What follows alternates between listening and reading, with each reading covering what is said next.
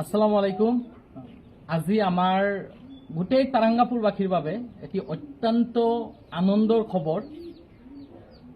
অতি দৰিদ্ৰ পৰিয়ালৰ পৰা শাহানুৰ ইছলাম ভাইটি আজি সদ্য ঘোষিত আপোনাৰ এডিআৰই এক্সামত উত্তীৰ্ণ হৈ আসাম পুলিচত তেখেতে সিলেক্টেড হৈছে। ইয়াৰ কাৰণে মই মোৰ ফালৰ পৰা শাহানুৰক আন্তৰিক ধন্যবাদ অভিনন্দন জ্ঞাপন কৰিছো। মই তেখেতক এটাই ক'ব খোজো যে তোমালোকে যেতিয়া তোমালোকে মেট্ৰিক পাছ কৰা তেতিয়াৰ পৰাই তোমালোকে মই কওঁ যে কেৱল এইটোই লাগি থাকা, সেইটো নহয়, তোমালোকে পঢ়াৰ লগতে তোমাৰ দৌৰি থাকা পুৱাত, কাৰণ 1 ঘণ্টা 2 ঘণ্টামান দৌৰি থাকা, কিবা ভৱিষ্যত আগুৱাই যাব পাৰে।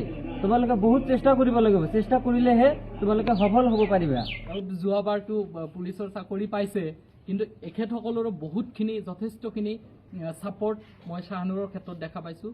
গতিকে বিচাৰিম সংখ্যালঘু অঞ্চলৰ পৰা আৰু ল'ৰা ছোৱালী আগবাঢ়ি যাওক, এয়া সদায় কামনা কৰোঁ। কাৰণ দৰিদ্ৰতা কেতিয়াও হেঙাৰ হ'ব নোৱাৰে, সফলতাৰ কেতিয়াও হেঙাৰ হৈ থাকিব নোৱাৰে।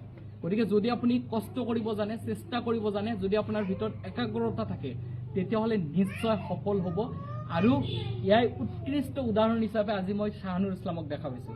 গতিকে সংখ্যালঘু অঞ্চলৰ পৰা আগবাঢ়ি আহক। মই দেখিছোঁ ৰাতিপুৱা দৌৰিলে বহুতে কয় পাগল হ'ল নেকি, গতিকে এয়া নহয়, কিন্তু কষ্ট কৰিলে আজি এই সফলতা আজি গোটেই জলেশ্বৰবাসীক আজি তেখেতে প্ৰমাণ কৰি দেখুৱাইছে। এয়া আমাৰ কাৰণে গৌৰৱ।